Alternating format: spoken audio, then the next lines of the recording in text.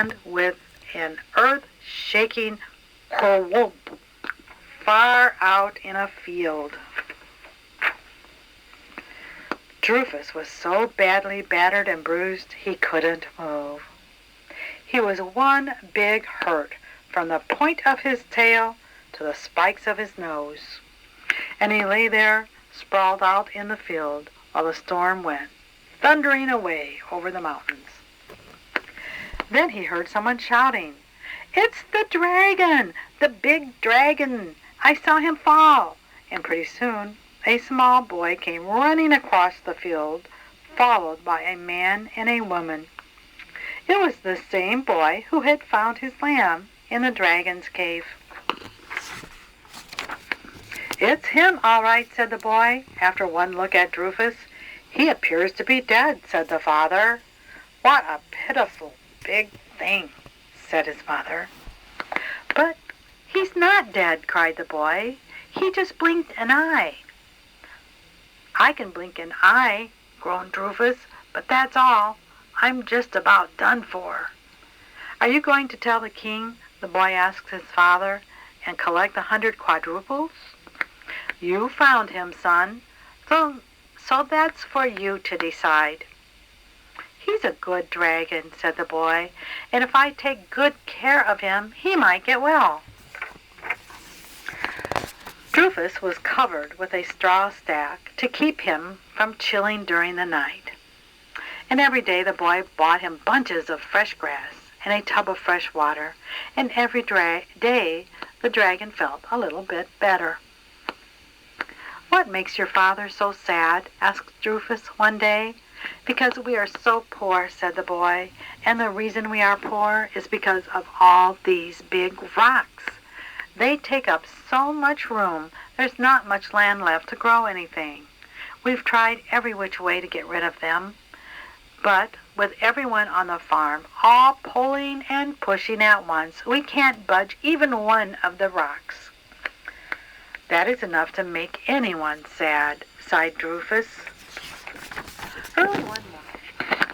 Early one morning, long before the first rooster crowed, Droofus burst out of the straw stack feeling as fit as ever and just as good as new, except for his wings. They were still so badly tattered that they were useless, but the wings did not matter.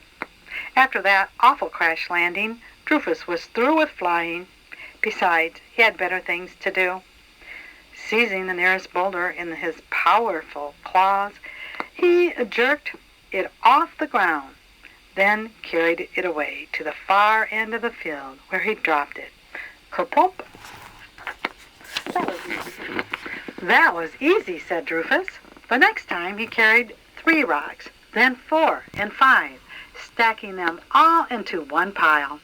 When the poor farmer stepped out of the door of his cottage that morning, the land was half cleared, and he let out a whoop that could be heard for miles. "I told you he was a good dragon," said the boy. "He's a great dragon," cried the father, tossing his hat high in the air. By noontime, Droofus had piled every last rock into one big pyramid. At last the land was clear, and the happy farmer hitched his donkey to a plow and set out across the field. "If that's what you call plowing," said the dragon, "I can do that too." Jabbing his pointed tail deep into the ground, Droofus went trotting along, leaving a deep furrow, pulling up the weeds and eating them as he went. After the plowing was done, he helped plant the wheat. He hauled logs from the forest, and using his long, jagged tail for a saw, he cut enough firewood in one day to last the whole winter. When he ran out of things to do, he stood in the wheat field with his great arms outstretched, serving as a very fine scarecrow.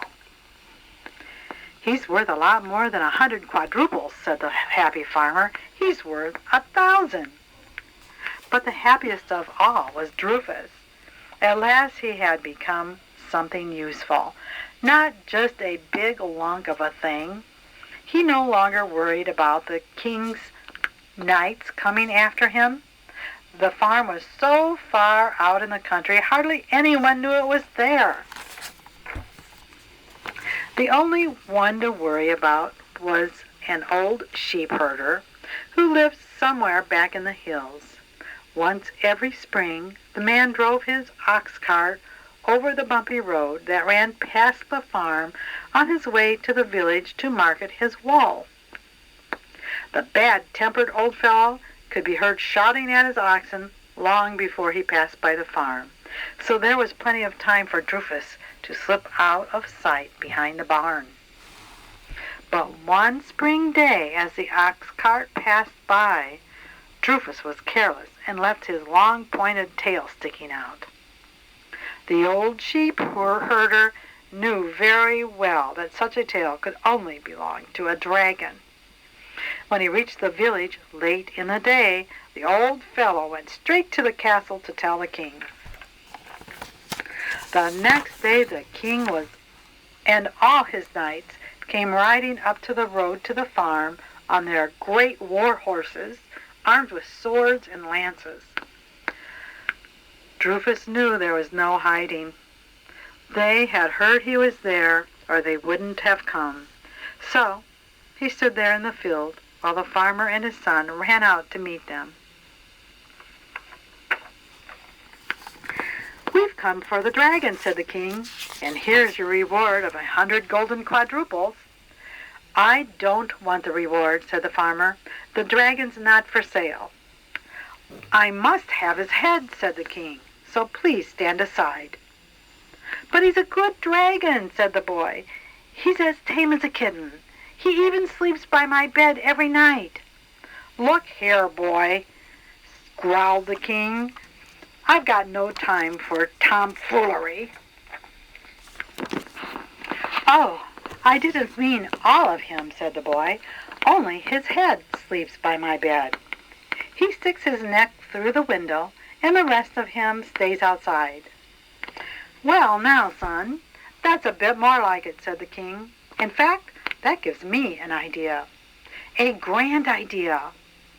I'll borrow your dragon, just for special occasions, and I'll pay you 20 quadruples each time. What do you say to that?" "It's up to the dragon," said the boy. "Make it 30 quadruples," said Droofus. "Then 30 it is," said the king.